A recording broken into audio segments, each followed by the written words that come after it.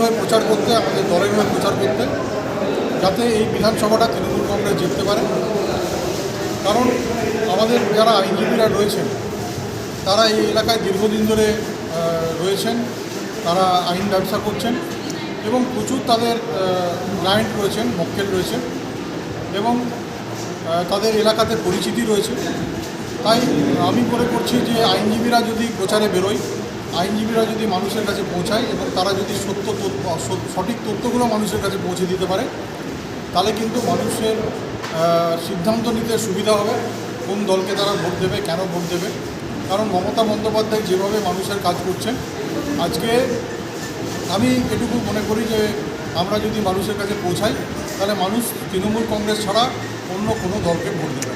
আচ্ছা, বলা যাচ্ছে অপোজিশন পার্টির জন্য বলা যাচ্ছে যদি এখানে যে কুলটি বিধানসভার তো ক্যান্ডিডেট যে টিএমসি ক্যান্ডিডেট বাইরে লোক আসানসোল বাড়ি, তো এখান থেকে লোককে বাড়ি আসানসোল যেতে হবে কিছু কাজের জন্য।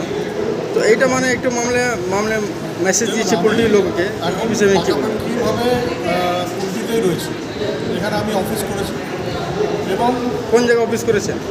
এখন নিয়ামতপুরে অফিস আছে, কুলটিতে অফিস আছে, আর বরাকরও দু একদিনের মধ্যে আমি করতে চলেছি, আর সাততরিয়াতেও আমি একটা অফিস করছি।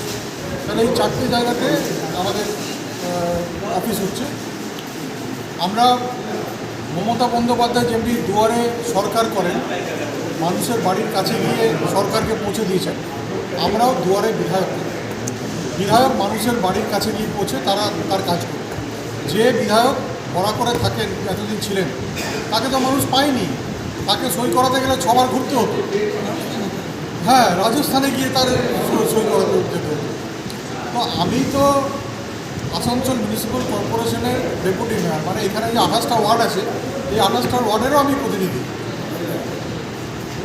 আর কুলটি হচ্ছে বরাকর থেকে, ডিসেলগড় থেকে মেন থেমোমেন পর্যন্ত, না এদিকে থেমোমেন, মানে ওইদিকে থেমোমের কোনো মানুষকে যদি বরাকর আসতে হয়, তার থেকে সে আসানসোলে আমি যেখানে থাকি, আমার যেটা সেখানে আরও আগে পৌঁছে যাবে।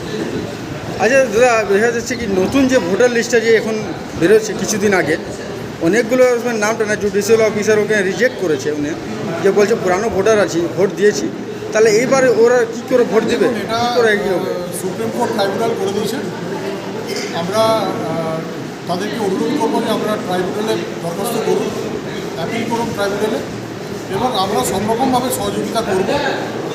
দরকার হলে আমরা আমাদের যে অ্যাডভোকেটসরা রয়েছেন, যারা লয়াররা রয়েছেন, তারা আপনাদের মানে কোনো খরচা না নিয়ে, কোনো ফিস না নিয়ে তারা আপনাদের সহযোগিতা করবে, ট্রাইব্যুনালে আপনাদের হয়ে আপনাদের সওয়াল করবে এবং ট্রাইব্যুনালে গিয়ে তারা যাতে আপনাদের নামটা থাকে তার সব রকম ব্যবস্থা আমাদের আইনজীবীরা করবে।